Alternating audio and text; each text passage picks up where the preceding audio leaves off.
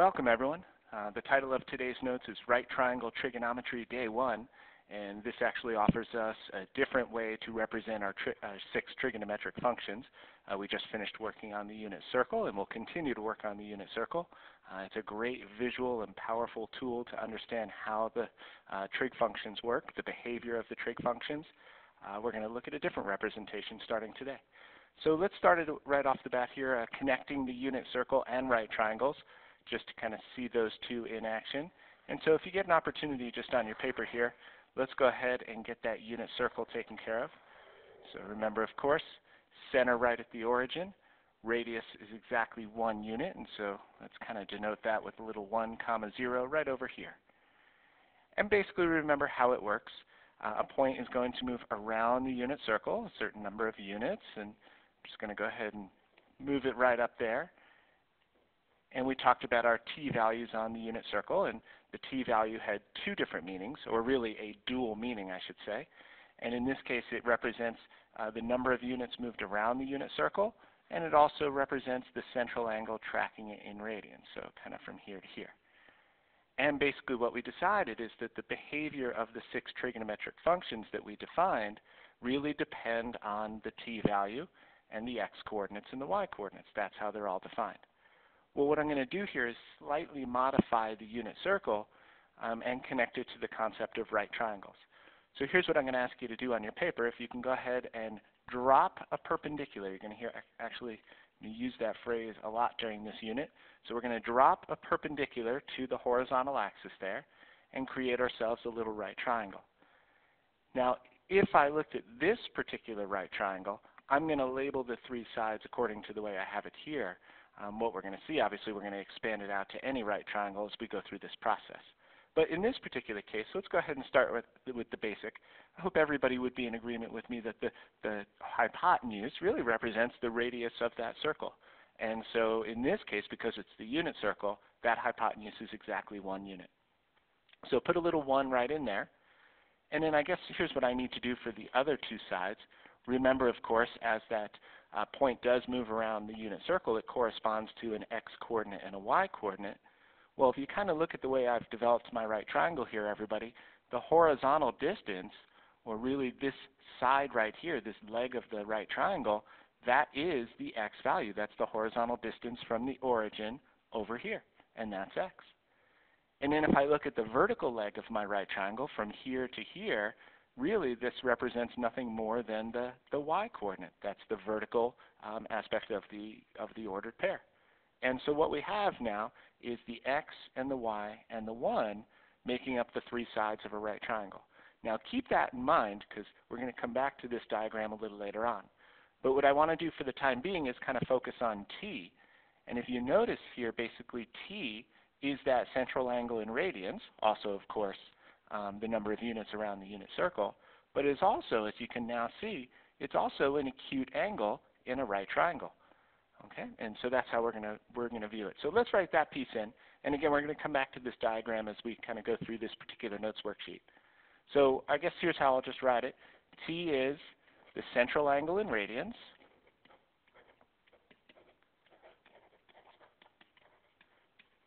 And I'm going to write it like this, and the arc length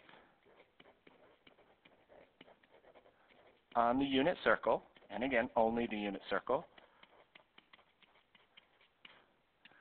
It is also, or really it is now, very simply an acute angle in a right triangle.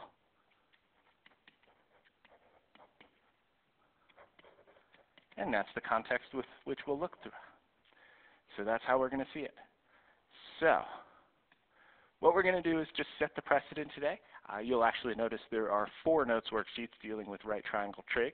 And so there's a lot to discover with this and a lot to explore.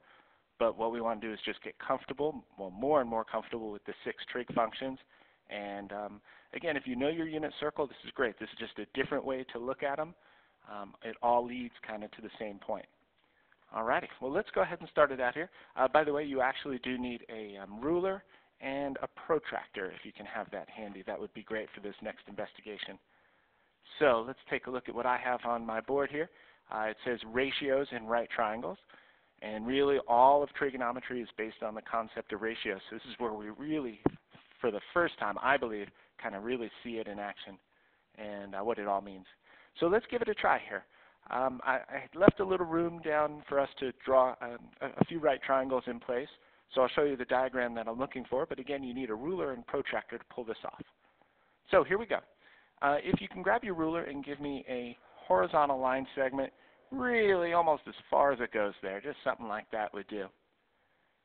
That's great, something like that. And then let's go to the left-hand side if you get an opportunity, of course, and just use your ruler, and let's go ahead and draw kind of a terminal side, kind of like that. So I'm going to do a couple rays, something along those lines right there. And then here's what I'm going to need you to do. I'm not going to be able to do it quite well up here, but I think you'll be able to pull it off nicely. What I'm going to ask you to do is grab your protractor and line it up anywhere on the initial side. That's totally your call where you put it. Put it anywhere on the initial side, and then please mark off 90 degrees from where you put it. It needs to be exactly 90 degrees there. So make a little mark of 90 degrees if you would. And then what I'm going to ask you to do, please, is make the third leg of what will be our right triangle, something like this. And so that should be a right angle right in there. So again, please take a moment and create a right triangle exactly like I have up on my board. And what we're going to do is label the three sides. And this is a pretty standard procedure here for the three sides of a right triangle. We're going to do the vertical side as A. So when you have that ready, please label that as A. The horizontal side, let's go ahead and label that as B. And then the hypotenuse, everybody, let's label that as C. So there's going to be our A squared, B squared, C squared, if we were talking Pythagorean theorem, and we'll do a little of that. But basically, we're going to go with our little a, little b, and little c there for the three sides of the right triangle. Now, what I'd like for us to do is actually answer a couple of these as we go through the process. And you're going to go ahead and do a couple measurements, and you're also going to do a couple calculations as well there. So I neglected to mention there you have your ruler, you have your protractor. You're also going to need a calculator for this. So here's what I'm looking for. Number one, it says how many ratios can be created using the three sides of the right triangle? Well, first and foremost, ratio really means fraction. Really what I'm looking for here is two sides divided together. So one side divided by a second side. How many of those can we create? And then number two says to list them. So what I want you to do is think about it for just a second. If you're not sure what I'm after, that's totally fine. I'm going to give you one example of it and then see how many more you can come up with, and then we'll go ahead and put this in place. So I guess one of these ratios that we're looking at here would be A over C. That would be one side over another side. So A over C. That would be one of the ratios that we're looking for. So it says how many can be created using the three sides of the right triangle. That would be one right there. So using any two of the three sides and the division symbol in between. So what I want you to do is just take a moment, pause the video, and see how many you can come up with. List them out if you get an opportunity, and then come on back, and then we'll see how you did. Okay. Well, in this particular case, it looks like you can only create 6. And it shouldn't be a dramatic surprise if you think back to the unit circle. How many functions did I define? Exactly 6, of course. And so each of those 6 now is going to show up in the context of a right triangle. And so let's go ahead and take a look. A over C is definitely one of them. Let's see, I'm going to go ahead and list some of these others. And again, well, I'm putting in a particular order here, but if you don't have it in the same order, it really doesn't matter at this stage. So A over C, B over C, A over B happens to be another one. Again, just looking at 6 different ratios using any two of the three sides in the right triangle. And then let's see, C over A is another, one reciprocal. C over B is another reciprocal. And B over A is the last. And that would be the 6th one, the reciprocal of this one right in here. Okay, so hopefully you were able to create all 6, as I did right here. Now, if we were going to do this perfectly, we would do all 6 and do measurements and compute. I'm not going to have you go through the motions there. That would be a little cumbersome. So what I'm going to ask us to do is just pick any one of the six. It's totally your call. Pick any one of the six ratios, and what I'm going to ask you to do is measure the two sides that go with that ratio, and then actually calculate that ratio. So for example, and again, you can pick any one of the six. If I picked A over C, just out of the six, I picked this one. What I would do is measure A, I would measure C, and then I would take my A value and divide it by my C value and put my answer right here in the blank for number 3. So again, that's what I'm going to ask you to do. And so, just in this particular case, what you're going to do for me is, whichever one you pick, just kind of do it something like this. And then what I need is a numerical value right there. It equals something. So again, pause the video for just a second. Measure your two sides that go with the ratio that you picked, and then please perform the operation, in this case division, one on top of the other. Okay? Now again, yours is going to look different than mine and anyone else's, but it should kind of work together with what I'm looking for. Okay. So the hope is at this stage that you've calculated that particular ratio. Now everyone, what we're going to do is create a second right triangle. So let's come back to our diagram. And here's what I'm going to ask you to do, everybody.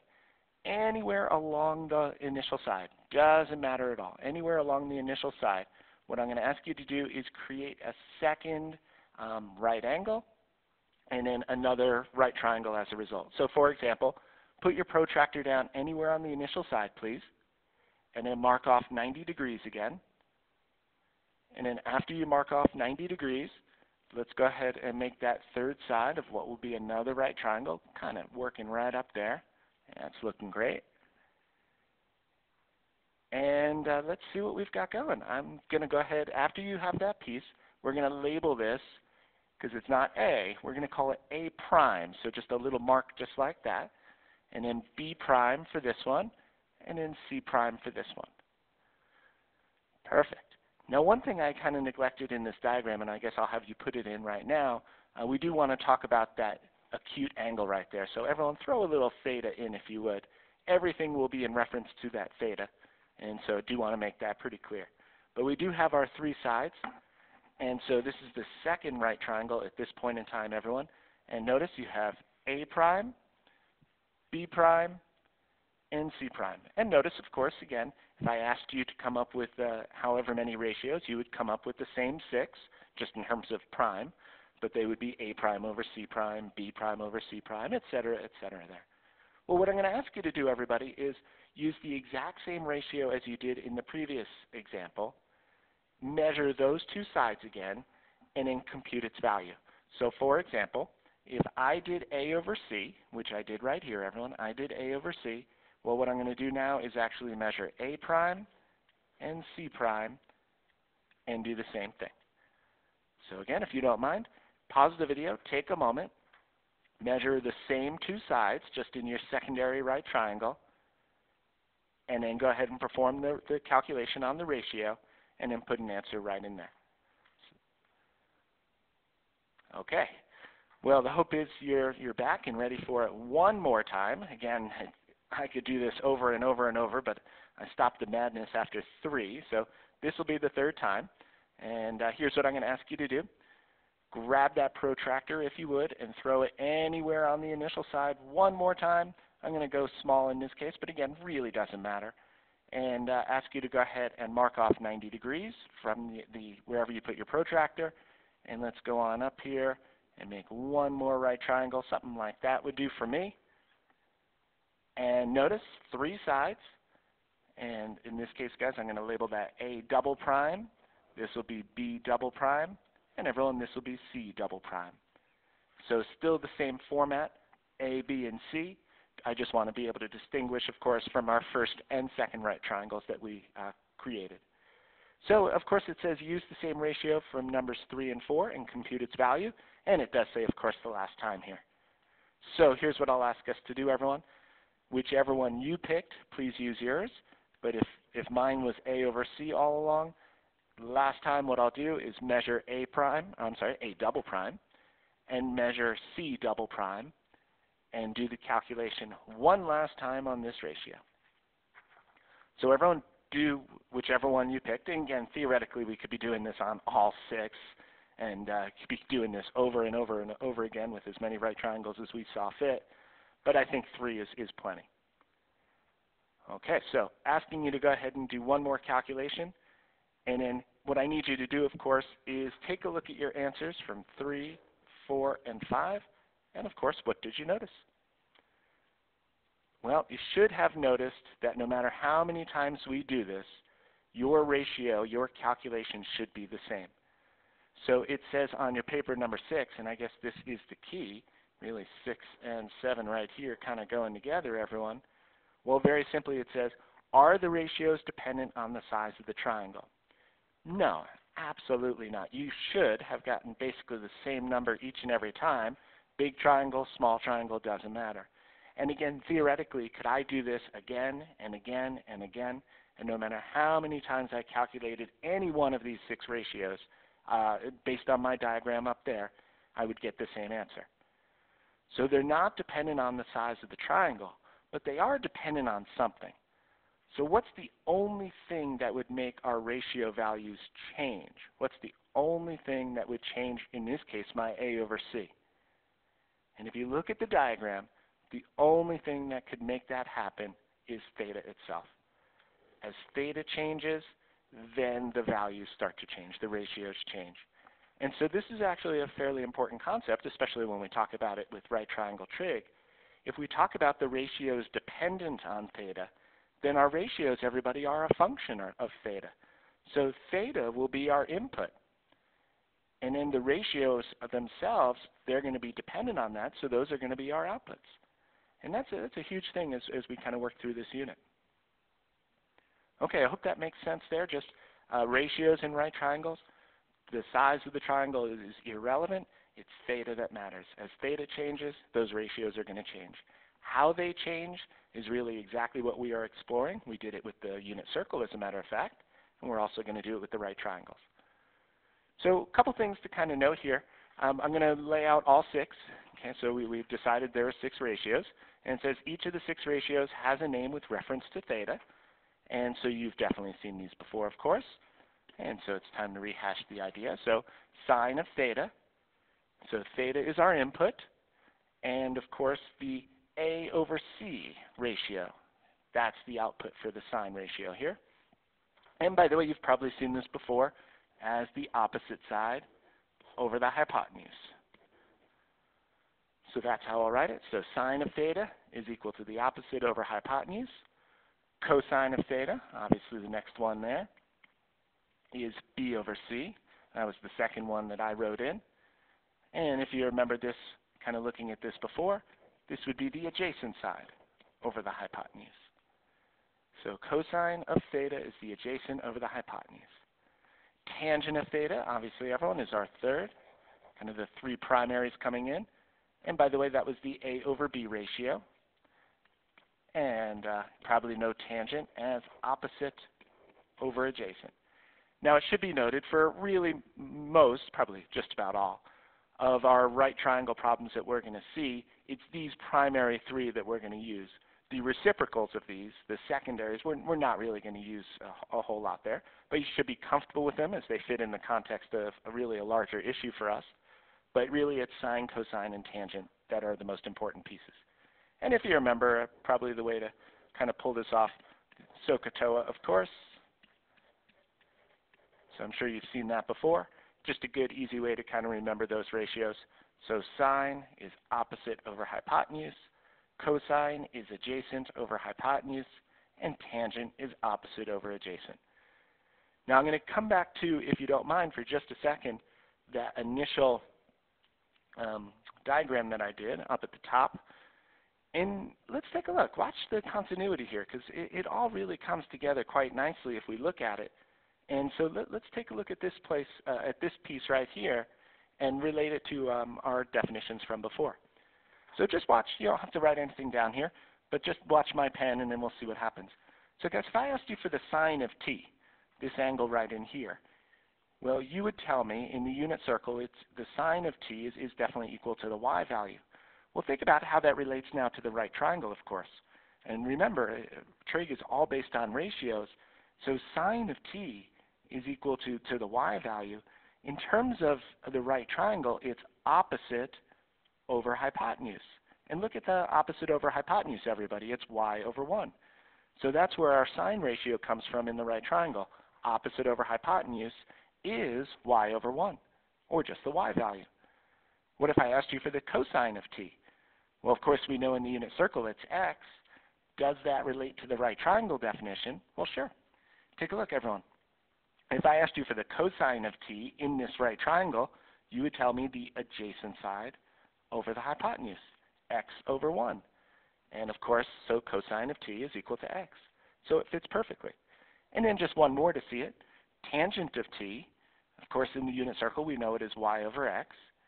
And then if I relate it to the right triangle, it's opposite over adjacent. Well, look, here's t. Opposite side, everybody, is y. Adjacent side is x.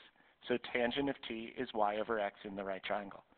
So you can see that this right triangle fits beautifully with our definitions of the unit circle. Okay, so hopefully that makes pretty good sense. They kind of go together really, really nicely there. And one is just an extension of the other. Okay, well, let's get our secondaries in place, and then we'll do a few problems with this. So cosecant of theta, everybody, that's the reciprocal, so c over a, and that would be hypotenuse over opposite. Secant of theta, everybody, is c over b, and that would be hypotenuse over the adjacent. And last one, of course, is our cotangent ratio of theta, and that would be b over a, and that would be the adjacent over the opposite. Now, we should be familiar with all 6, but as I said, really in all our problem solving, we'll be using just the primary 3, sine, cosine, and tangent. But again, really start to connect them, really see the relationships. It's just another way to reinforce some of the things we're exploring in this unit. Okay, so we'll just do our examples here on the back side. There's maybe 1 or 2 things more to explore, but you know, generally speaking, it's pretty straightforward. Okay, so let's give it a try here, everyone. You can box these up if you want as we go through, but basically the idea being I should be able to give you any angle in a right triangle, and with the relationship of those 3 sides, should be able to come up with the 6 ratios. And so in this particular case, I've got 2 sides taken care of here, and here's my theta. Now, I'm not going to write it in here, but it should be comfortable with a couple things. Number 1 is the root 5 represents the opposite side. This blank right down at the bottom here represents our adjacent side. And of course, the hypotenuse right here is the 4. So just kind of keep that in mind. And remember now, if I'm looking for the sine ratio of our theta, I'm looking for the opposite side. So here we go, opposite side over the hypotenuse, and that's it. We don't know what theta is. That's not what we're after right now. We're just getting comfortable writing the 6 ratios for this theta. Every angle in a right triangle has 6 ratios that go with it. You're just defining those 6. Okay. Now we're going to do cosine of theta here. And you see the one dilemma with cosine of theta, so let's take care of that dilemma. Basically, I don't know the length of this side right here. And so what we're going to have to do is come up with a way to get that. And again, guys, we're just talking about right triangles, a variety of things that go with it. And one of the most important and most prevalent theorems that go with it, of course, is the Pythagorean theorem. So what we want to do here is go ahead and figure out what this is right here. And so I hope everyone's comfortable with a little a squared plus b squared equals c squared. So basically, it's going to come down to this piece right here. And so it looks like we get 16 minus 5 equals b squared. I'll go ahead and write all this out just so we're clear on it.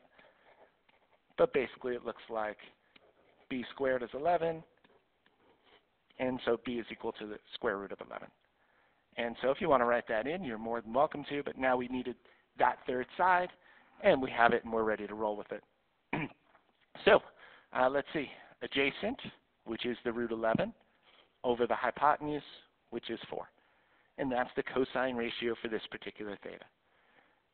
Okay, good. Tangent. So it looks like opposites over adjacent.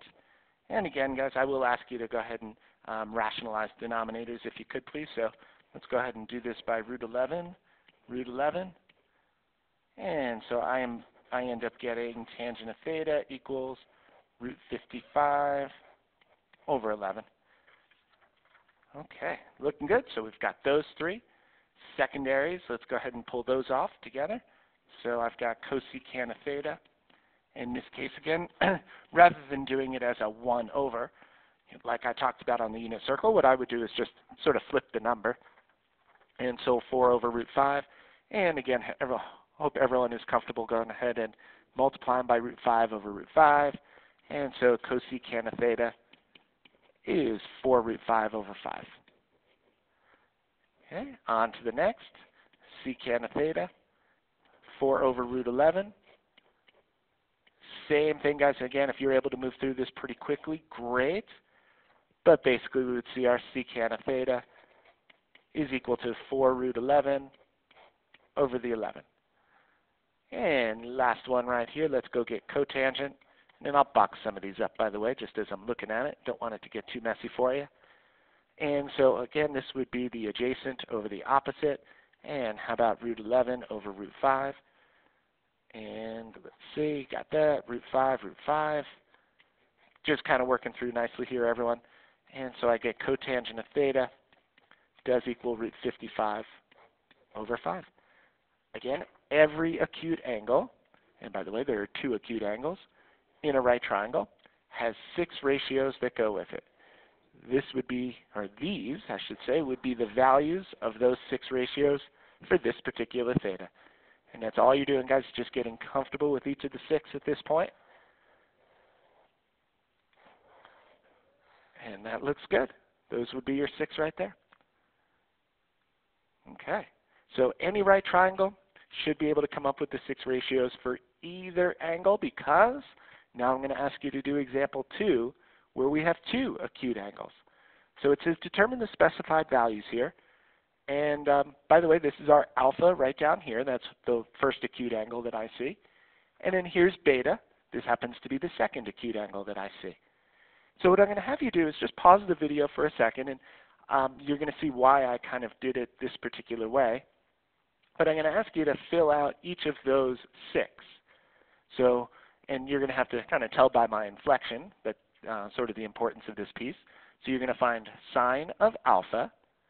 Then you're going to find the cosine of beta, secant of alpha, and then the cosecant of beta, and then tangent of alpha, and the cotangent of beta. So pause the video for a moment and find those, and you'll kind of see a little logic here behind the names finally. Sine and cosine, and secant and cosecant, and tangent and cotangent. So take a moment, please, pause the video, and then come on back and we'll see how you did. Alrighty. Well, let's see. When I did this, sine of alpha, so the first one I'll definitely help with here, opposite, hypotenuse. So it looks like 8 over 17. And then what's kind of interesting, I go over and let's do cosine of beta together. And here's beta right here. Well, in this particular case, everybody, the adjacent side to beta is actually still the 8, and the hypotenuse is the 17. So cosine of beta is also 8 over 17. Now, it looks great. So sine of alpha and the cosine of beta gave us the same result. Well, everybody, if you happen to have done secant of alpha, you would get 17 over 15. And the cosecant of beta actually deals with the exact same 2 sides. So it's also 17 over 15. Tangent of alpha, the opposite over adjacent for that particular angle, is 8 over 15. And the cotangent of beta actually relates the exact same 2. And so you see that they're the same. So let's go ahead and fill in a couple ideas here. Again, it's kind of the last little exploratory thing that we're going to do, and back it up with some examples and see if it makes sense. But the pairs from example 2 are called cofunctions. Good name for them, right? Sine and cosine, secant and cosecant, tangent and cotangent. And so those are our 3 pairs of cofunctions. Let's go ahead and put that in one more time. Didn't want to give it away on your sheet. So the 3 pairs, of course, are sine and cosine, secant and cosecant, and tangent and cotangent. Now, as a matter of fact, we've seen two relationships between tangent and cotangent. They are reciprocals of one another, as we've seen now in the unit circle and in right triangles. They're also what are called cofunctions of each other. So a couple things to note. I'm going to come back to the idea of sine and cosine in particular, but I do want to relate it to what we're seeing here and draw our conclusion on part C. So those are our three pairs of cofunctions. Now if you take a look, we haven't really talked about this piece yet, but what is the relationship between alpha and beta? So if you kind of think about this for a moment, alpha and beta are two acute angles in a right triangle. There's my right angle right in there. What do you know about alpha and beta? What is their relationship? Well, if you think about it, I hope everyone would be in agreement with me that these two angles have to add up to 90 degrees, because that's 90 degrees right there. And what do we call any two angles that add up to 90 degrees? They are what are called complementary. So alpha and beta are complementary angles, meaning they add up to 90 degrees. And so what we see now is very simply the sine of one angle and its cofunction of the complement of that angle are the same. And that's pretty much our conclusion. So let's put that in place. So cofunctions, sine, cosine, etc., etc. So cofunctions of complementary angles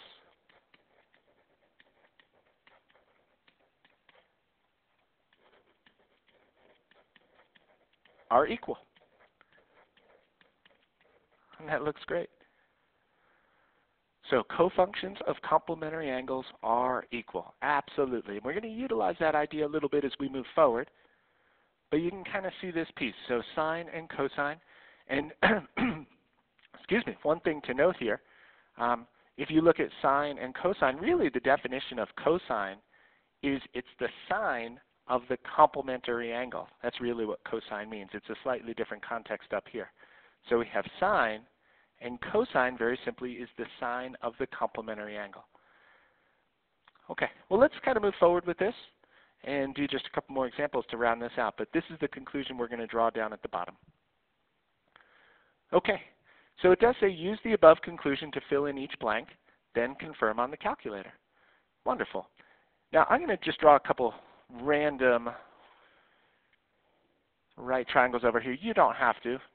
Just I want to kind of take a look at a couple things as we go through the process. But let's go ahead and do this just for a moment. So everyone grab the calculator if you would, and let's be clear about a couple things with this before moving forward. So I want you to grab the calculator for me. There we go. And hit the mode button on your calculator. And you see, of course, we have a choice between degrees and radians. In fact, you're going to be doing that back and forth throughout this entire unit. So in this case, what I need us to do is go ahead and hit degrees for me. And then just go ahead and quit and get back to the main screen. So we want to be in degree mode. And what I'm going to ask you to do, everyone, is type in sine of 40 degrees. And so this is a number that's going to be stored on your calculator. What I want us to do is get the value, but also derive a little meaning behind it. So everyone, I'm going to type in sine of 40 degrees, and I get that right there. Usually we're going to take these ratios and go to about 4 decimal places.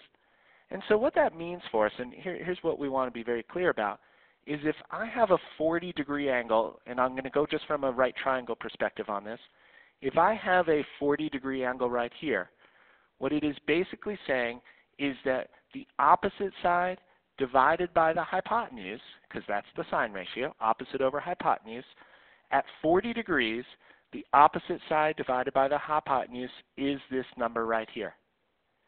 Does it matter how big of a right triangle I draw? No. In fact, that's what we saw at the beginning of this lesson when we did our right triangles and we looked at all those ratios.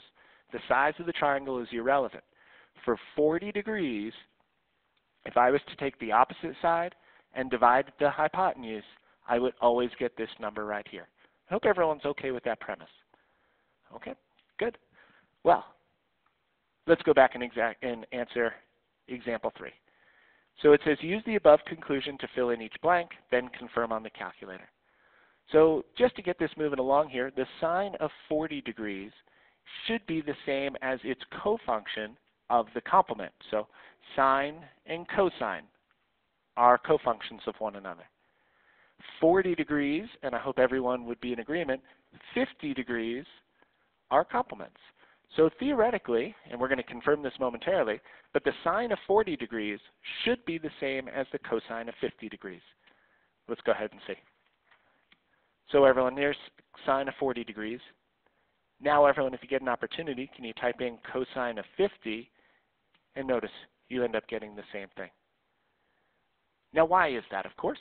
Well, let's just jump over to our little right triangle here. So remember what I said, sine of 40 degrees, and sorry for doing it this way, but would take this side and divide it by this side.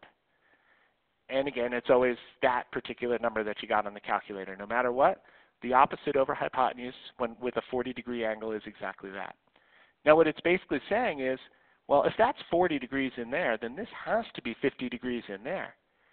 And if I looked for the cosine ratio of this particular angle, notice it would be dealing with the same two sides. Cosine would be adjacent over hypotenuse. And so you can see that if it deals with the same two sides, then it has to be the same ratio. Okay, I hope that makes pretty good sense. Okay, well let's go ahead and try a couple other things here. So secant of 23 degrees should be the same as cosecant of its complement. And I think 90 minus 23 should be the 67 degrees. We'll check that on the calculator later momentarily. Let's do parts C and D now. Excuse me. How about cotangent of 78 degrees? Cotangent and tangent.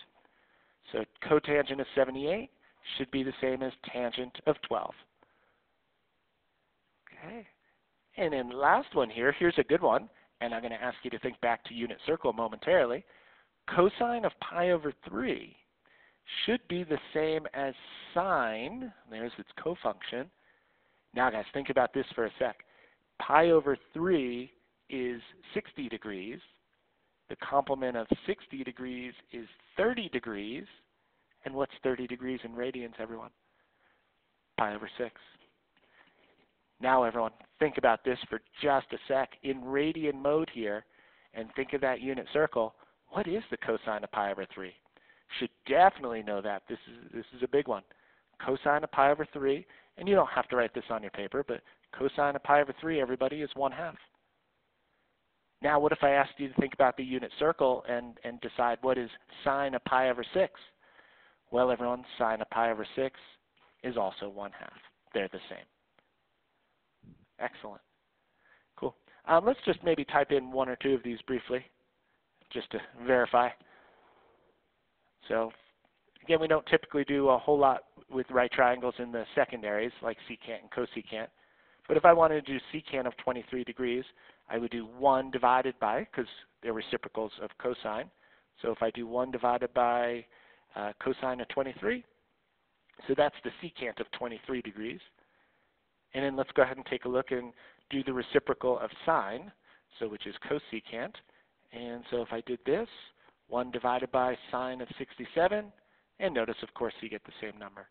So this is secant of 23. This, everybody, is cosecant of 67. And notice they're the same. Okay. Well, just to be clear on this particular piece and then kind of wrap this up here momentarily, but basically you should be able to find the complement in either degrees or radians. And so I guess we all know, of course, that the complement is going to add up to 90 degrees. So I know this seems kind of silly with degrees, but basically what I would do is say, all right, well, these two added together, you know, this angle and its complement have to be 90 degrees. And so if you do 90 minus,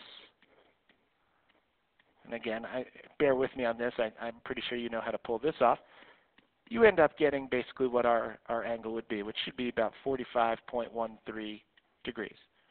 Excellent. That's the complement to it. No sine, cosine here just yet. What I need you to do is be able to pull that off in radians. So in this particular case, let's go now to part B.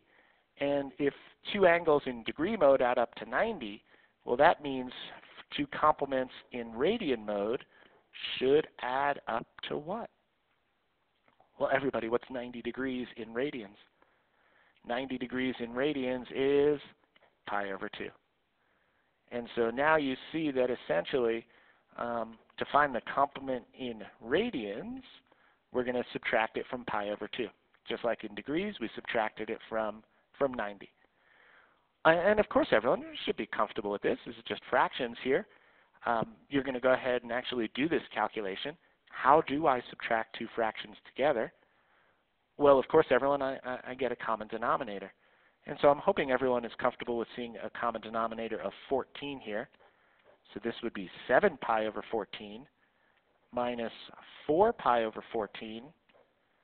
And as a matter of fact, the complement of 2 pi over 7 is 3 pi, 7 pi minus 4 pi, over the 14. That's the complement. Okay, and then the last one here, just kind of putting that together. This one, not going to really do too much with, but very simply, they have to add up to pi over 2. So the complement of this one is pi over 2 minus. And that's it. We would leave it pretty much like that. You know, pi is that irrational number. Leaving it in exact form, it would look just like this. If I used pi on the calculator and divided it out and then did my calculation, I'd get a decimal approximation. But officially, that would be it. Okay, so some good stuff here with right triangles to start it out. Obviously, there's going to be a day 2, day 3, day 4, so a lot still to kind of take a look at. But really just know the 6 trig functions, how they're defined in a right triangle, and we'll go from there. Hey, thanks for listening, of course, and let me know if you have some questions along the way.